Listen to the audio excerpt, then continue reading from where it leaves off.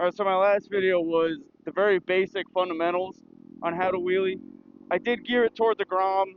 I mean, really any mini bike, but to be honest with you, the main, like the primary focus of that whole video, you could put towards really any bike. So this is going to be more second gear oriented, where for me, I mentioned in my last video, first gear was pretty much all rear brake drills. That's really all I did was just first gear, get the rear brake down. I didn't really, I mean, I at first was trying to get more distance. Over time, I realized that that wasn't exactly feasible, at least from a rolling start, which I also mentioned, if you do it from a standstill, you can get distance, but I just never was good at that. But second gear, like once I got all my rear brake discipline down in first, and I moved on to second gear, that's where I started getting into all the fun stuff. Like that's where I learned balance point. That's where I was able to get distance. I learned how to drop back. I do knee knockers now. Like all of that is second gear. So all right, if you're still just learning, I will tell you, check out my first video, which was the basic fundamentals. That's like, if you don't know how to wheelie, or if you don't have good brake discipline, like you find, like even if you started already, but you find yourself kicking your legs off still, or if you haven't started at all, like whatever the case may be, if you don't feel like you can confidently get the wheel up and put it down without like freaking out, kicking your legs off, something like that, go back to my next video. But if you're at a point where you could do that, but you want to start, progressing and getting a little bit farther and learning balance point and all that, that will be this video. So, all right, the thing with second gear is that it's really all form. Like these little bikes don't have really any power. I want to say it has like 8.8 horsepower. I don't even know how many foot-pounds of torque. It's not a lot. And on top, I mean, I'm a stage 2, so I'm at like maybe 9.5 horsepower, maybe, probably not even. So my whole point is that, even if you're used to doing wheelies on like an MT-07 or a ZX6R, like, a big bike that has actual power, that you're kind of more or less just controlling. Like, yes, there's form involved with that. Kind of the same thing like my MT-07. I'd hear the chain slapping a lot. Once I got good form, like, yeah, I could pick it up at like a faster speed, higher gear, and I don't hear the chain slapping as much anymore. But, I mean, even in third gear, if you hit that throttle hard enough, no matter what you physically do yourself, that wheel will come up. But with the Groms, however, like, you need good form. You can know what you're doing on a big bike and jump on a Grom, and you won't be able to get the wheel up unless you have solid form for these. And it is a lot. Like, you have to compress the forks, you have to throw your weight forward, you have to dump the clutch, give it all the throttle, throw your weight back. There's a lot. But the whole point of all this is to turn that whole list of things you have to do into one solid motion that turns into just get the wheel up.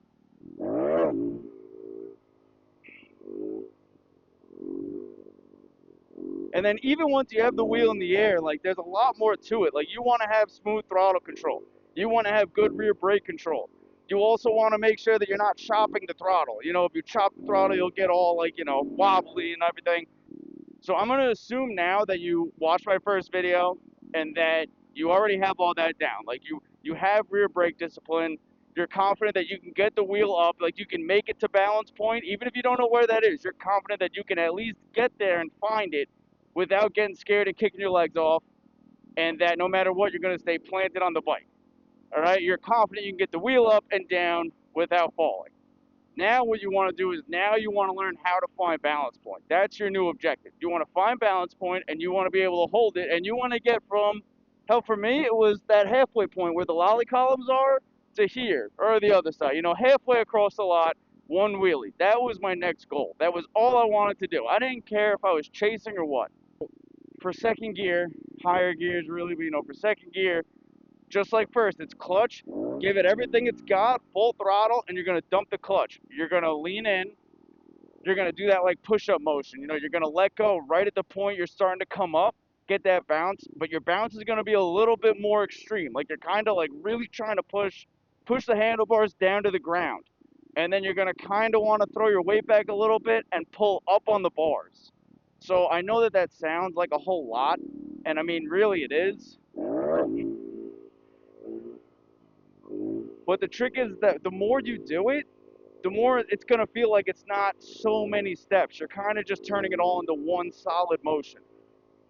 Like when I first started doing second gear especially, like it was a lot to think about. And mind you, I was still glued to my dash. Like when you're looking at your dash, you're taking in more information. There's more things that's kind of like, clouding up your mind. not letting you focus on what's actually important, like your form, making sure you're pushing down enough and pulling up enough. You kind of just want to get a feel, like try to get a feel for this, like, go 15 miles an hour, just like what's the bike sound like, what's the bike feel like, maybe go a little bit faster, what's this feel like, and then look, oh, this is 20, maybe 20 is the max I want to be going, 15 is like the really what you're kind of aiming for.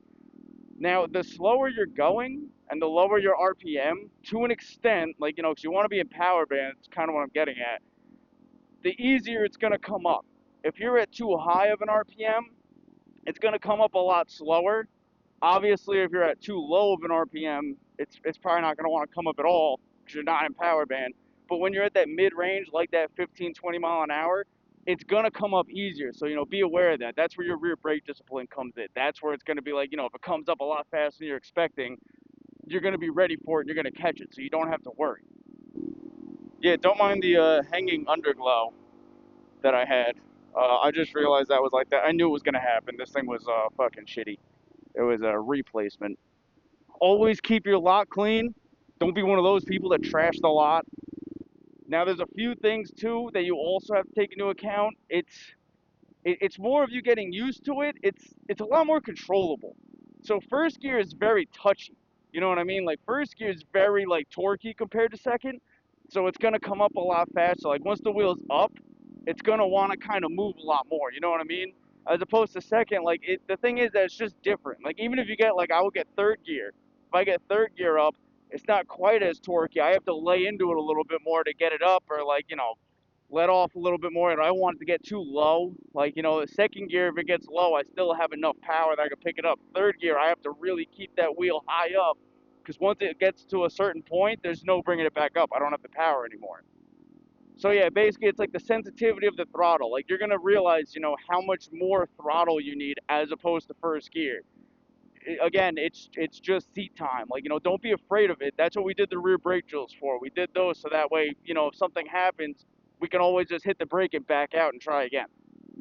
That's why we got all that figured out, so that now we can get the wheel up and we can learn this. Like I said, in this case, going to be the sensitivity of the throttle and how that's going to feel and just how much we have to give it to get that wheel to do what we want it to. And, there's also a lot more things to a wheelie than just get the wheel up, put it down. Like there's a whole lot more to it. Like I don't know if you noticed, but here, watch, I'll show you. So I'm gonna pick the wheel up, listen to my bike as I'm about to bring it down. I'll give you a warning when I'm about to bring it down so you can pay attention. So I'm up, I'm at balance point. I'm a little choppy, that's not good. Slow it down a little. All right, let me speed up a little. All right, now listen to the bike. So if you heard, I was laying into the throttle as I was bringing the wheel down.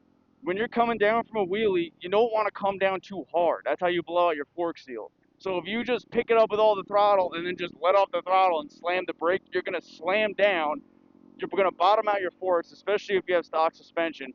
And just over time, like that's how you're going to blow fork seals over and over. Like you don't want that. So what you want to do, obviously, if you have the wheel up at a certain point, if you give it throttle, it's going to want to keep going up. But there is a certain point, because again, these mini bikes have so little power, there is a certain point where the wheel gets to that it's not going to want to come back up. Like, you get to that certain point, you can give it all the throttle in the world, you can pull up on the bars, it's not going to have enough power to get it back up. So that's when you're kind of good to lay into the throttle more and slowly let that wheel down. Another thing is like choppy throttle. Choppy throttle will make you real wobbly.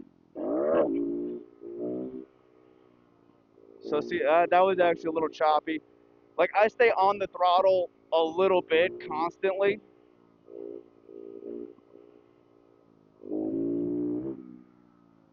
See, I was a little choppy there.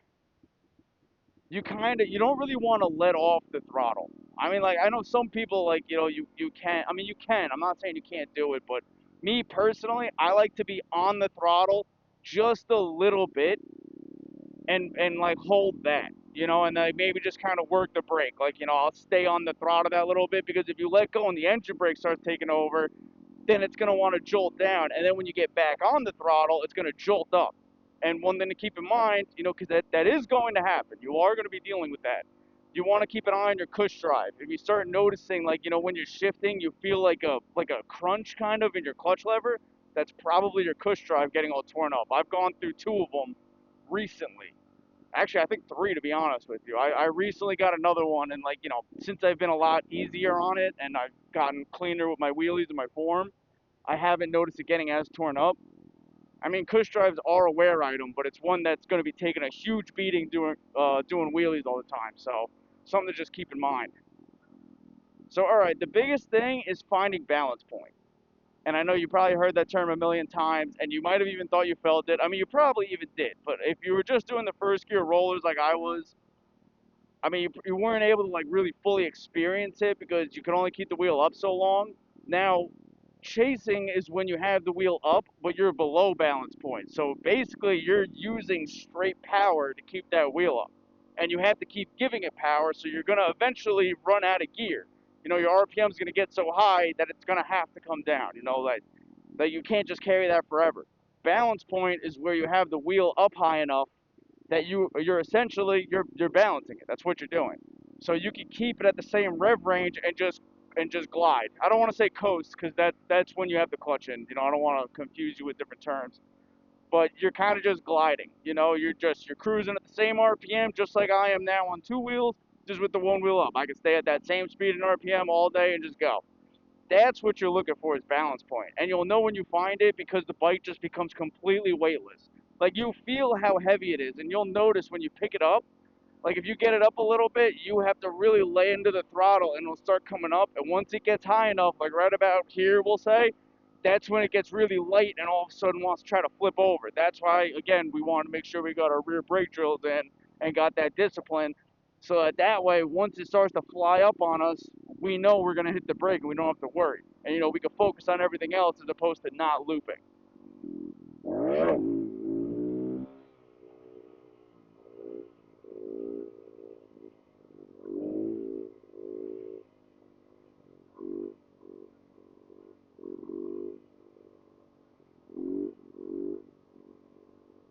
Like you can see your forks too. Like I know it's probably hard for you to see on the camera, but your forks you want to be almost straight, not quite straight.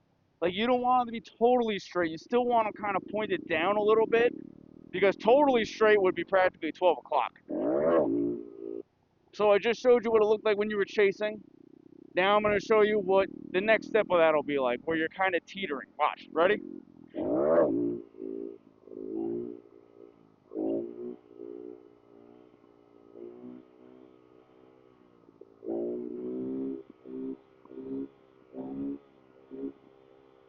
Like this is balance point here. Back to chasing a little. Maybe a little too heavy on the brake. Definitely a little choppy.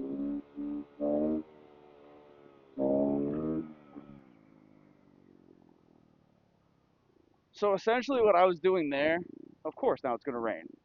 Hopefully just a little. So essentially what I was doing there was I was teetering on the bottom of balance point and then chasing. So it would start, because I had no room. I was at the bottom part of a balance point. It would drop down to a chase. And then I had to lay into the throttle, picking up speed and RPM just to get back to balance point. So now it's balanced out. Now I'm all right. Now I'm not really gaining too much speed. But it drops down just that little bit, I'm back to chasing. Then I had to pick it up. I'm going to gain speed and RPM.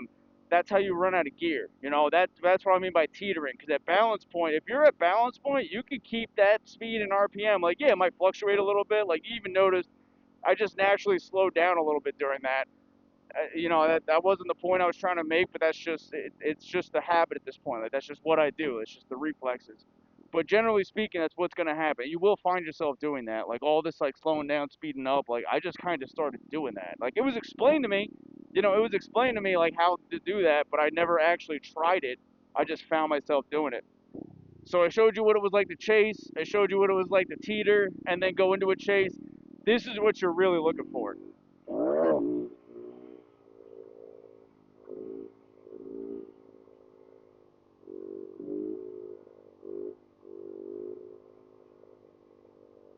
I think I saw 25 miles an hour being like the fastest so far. So you drop down a little bit lower, slow it down a little bit. And I'm just cruising. Brake, rear brake.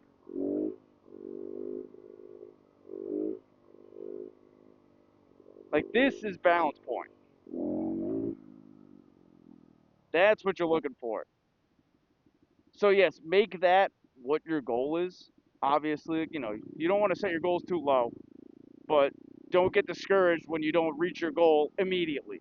Like I feel like a lot of people don't touch on the in between. It's like, hey, you want to get the balance point, and when you're sitting there and you're chasing whatever, like you're like, oh, I'm not doing it. Like no, there are steps in between that you'll find yourself reaching that will help you tremendously. Like I said, like chasing. I mean, chasing is not good. That's not what you want. But at the end of the day, that's how you speed up. So, like, me being so familiar with chasing because I was doing it for so long, when it came to me wanting to speed up, I just started doing it. All right, yeah, so I showed you what it looked like to chase. I showed you what it looked like to kind of teeter from balance point to chasing. And I showed you what balance point actually looks like. It's going to take you a little while to get to that point. Like, I can't tell you how long I was doing wheelies, like, I don't know, maybe like 3 or 4 from one end of the lot to the other. And I would just do them over and over. I kind of felt like I was getting nowhere. But at the end of the day, I was always progressing a little bit. It helps to like actually identify those little bits though. Like there are some things that I did that I would progress in a way, but I wouldn't notice it until later on when I'd see myself doing those things, and I'm like, oh, I don't even know when I started doing that. So it kind of helps to like take a step back and look at what you actually did accomplish. Like it's kind of what I'm getting at. Don't look at it at, oh man, I'm chasing. I need balance point, but I keep chasing. I can't do it. I'm not getting there. Look at it at, wow, I'm actually able to keep the wheel up for, 10 seconds as opposed to 2. Take those little victories and then from there, keep moving forward. So yeah, I'll try to like think of other things to like make videos on. Like these were like kind of the 2 biggest things, was getting started and second gear. Second gear, like I said, that was where I had all my fun, still have all my fun. That's where I do knee knockers and I learned how to speed up and slow down, as I mentioned. I could do third gear, but I'm not great at it. I'm pretty sure I could do it now. Like I upped my gearing. I just lowered it back down. I'm pretty sure I lowered it enough. But yeah, so I'll try to think of other things to like make videos on. Like I said, these are the 2 big ones. So hopefully this helped. If you have any questions, feel free to ask. At me, or even like leave a comment. Someone else maybe can leave some kind of feedback. Feedback for myself is always welcome too. So whatever, I'll think of something to make more videos on, or whatever it is. I'll see you then.